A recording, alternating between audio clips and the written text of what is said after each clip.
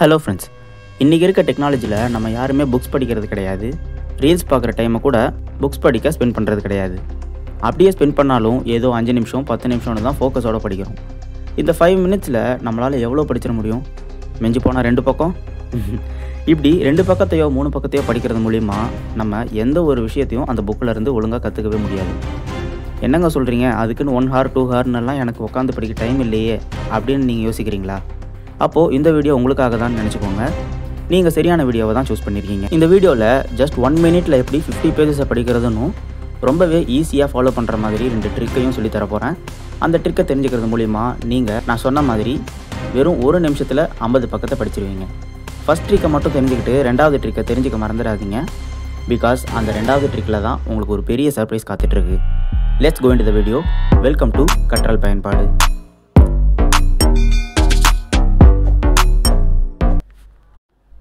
First trick, 4-3-2-1 principle. நியூயார்க்கில் ரொம்பவே ஃபேமஸானவர் author gym quick. இவர் கண்டுபிடிச்ச இந்த பிரின்சிபிளில் அவர் என்ன சொல்ல வர்றாருன்னா, ஃபஸ்ட்டு நீங்கள் படிக்க சூஸ் பண்ணுற புக்கு உங்களுக்கு ரொம்ப பிடிச்ச புக்காக இருக்கணும்.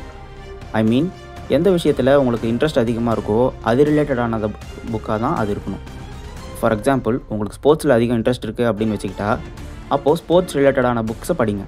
உங்களுக்கு ஷேர் மார்க்கெட் பற்றி படிக்க பிடிக்கும் அப்படின்னா அப்போது அதை படிங்க.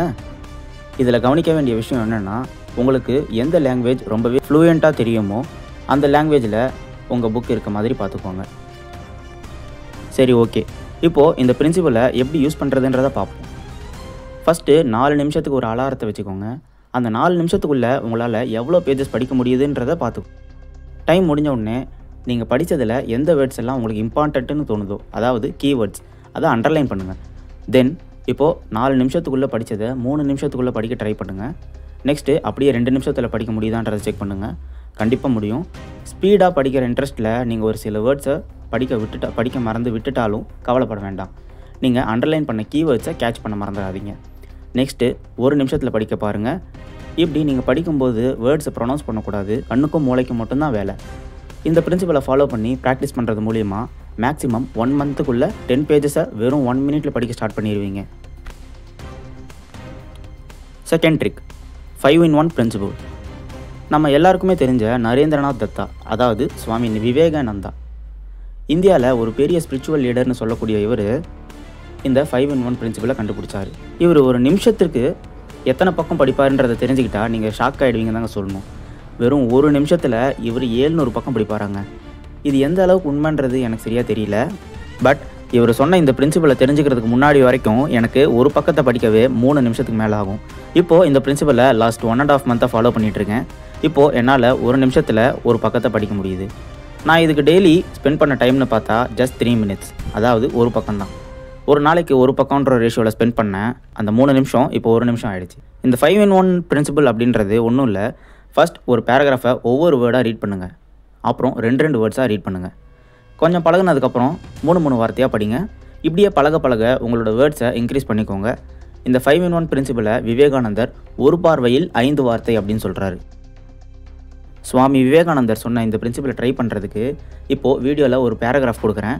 வீடியோவை பாஸ் பண்ண வேண்டாம். அந்த பேராகிராஃப் ஸ்க்ரீனில் 20 செகண்ட்ஸ் ப்ளே ஆகும். அந்த 20 செகண்ட்ஸில் நீங்கள் அந்த பேராகிராஃபை ஒவ்வொரு வார்த்தையாக ரீட் பண்ணி முடிக்கிறீங்களான்றதை பாருங்கள். அப்படி முடியலைன்னா எது வரைக்கும் படிச்சிருக்கீங்களோ அதை ஞாபகம் வச்சுக்கோங்க. நான் முதல்ல சொன்ன மாதிரி மனசில் படிங்க, வேர்ட்ஸை ப்ரொனவுன்ஸ் பண்ண வேண்டாம். சரி, ஓகே. இப்போது படிக்க ஸ்டார்ட் பண்ணுங்கள்.